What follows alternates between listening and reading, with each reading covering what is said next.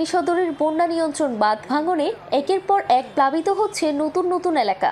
বৃহস্পতিবার সকাল পর্যন্ত পরশুরামে বন্যার পানি কমে আসলেও ছাগলনাইয়া ফেনী সদর উপজেলার বন্যার পানি বাড়তে শুরু করেছে। ফুলগাজী উপজেলায় বন্যা পরিস্থিতিতে তেমন কোনো পরিবর্তন আসেনি। পরিস্থিতির কিছুটা উন্নতি হওয়ার সাথে সাথে পরশুরামের বিভিন্ন এলাকায় ক্ষয়ক্ষতির পরিমাণ দৃশ্যমান হতে শুরু করেছে। স্থানীয়রা জানান, বুধবার বিকেল থেকেই চিথলিয়া ইউনিয়নে বন্যার পানি কমতে শুরু করেছে। ইতিমধ্যে এসব এলাকা থেকে বন্যার পানি নেমে গিয়ে ফুলগাজী হয়ে ছাগলনাইয়া ও ফেনী সদরের দিকে চলে যাচ্ছে। এতে করে পরশুরামে বন্যায় ঘরবাড়ি ও রাস্তাঘাটের ক্ষয়ক্ষতি দৃশ্যমান হতে শুরু করেছে। ধনিকুণ্ডা এলাকায় বন্যায় ভেসে আসা বসতবাড়ির টিনের সেট পড়ে আছে।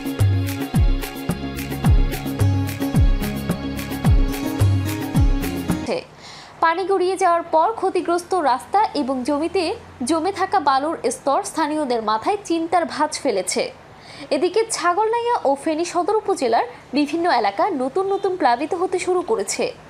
ফুলগাজী ও পরশুরাম থেকে নেমে আসা পাহাড়ি ঢলের পানিতে ইতোমধ্যে ফেনী সদর উপজেলার কাজিরবাগ, মোটবি, ফাজিলপুর ইউনিয়নের বিভিন্ন এলাকা নিমজ্জিত হয়ে পড়েছে।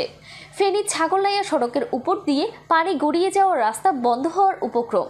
ফেনী আঞ্চলিক আবহাওয়া অফিসের ভারপ্রাপ্ত কর্মকর্তা মোহাম্মদ মুজিবুর রহমান বলেন, বৃহস্পতিবার বেলা 12টা পর্যন্ত গত 24 ঘন্টায় ফেনীতে 50.5 মিলিমিটার বৃষ্টিপাত রেকর্ড করা হয়েছে। ফেনীতে বৃষ্টির পরিমাণ কমে আসায় বন্যা পরিস্থিতি উন্নতির দিকে যাচ্ছে। ফেনী জেলা প্রশাসক মোহাম্মদ সাইফুল ইসলাম বলেন, ফুলগাজী, পরশুরাম, ছাগলনাইয়া ও ফেনী সদর উপজেলার একাংশ ইতোমধ্যে প্লাবিত হয়েছে। বন্যা কবলিত এলাকার মানুষকে প্রশাসন ও স্বেচ্ছাসেবকরা আশ্রয়কেন্দ্রে পৌঁছে দিতে কাজ করছে। এর আগে সোমবার থেকে ভারী বৃষ্টি ও ভারত থেকে নেমে আসা পাহাড়ি ঢলে পানির চাপে ফুলগাজী ও পরশুরামে বন্যা নিয়ন্ত্রণ বাঁধের 26টি স্থান ভেঙে লোকালয়ে পানি ঢুকতে শুরু করে। ইতোমধ্যে শতাধিক গ্রাম প্লাবিত হয়েছে। লক্ষাধিক মানুষ পানিবন্দী রয়েছে। দুর্গত এলাকায় দুর্ঘটনা এড়াতে বিদ্যুৎ ও মোবাইল ফোন সংযোগ বিচ্ছিন্ন রয়েছে। ফেনী থেকে ফুলগাজী, পরশুরাম ও ফেনী ছাগলনাইয়া সড়ক যোগাযোগ বন্ধ রয়েছে। তবে প্রশাসন, রাজনৈতিক সংগঠন ও স্বেচ্ছাসেবকরা উদ্ধার ও ত্রাণ তৎপরতায় নিয়োজিত রয়েছে। পাশাপাশি বাংলাদেশ সেনাবাহিনী, বিজিবি ও পুলিশের পক্ষ থেকে বানভাসীদের নানা ধরনের সহায়তা প্রদান করা হচ্ছে। ফেনীর তালাশ, ফেনী।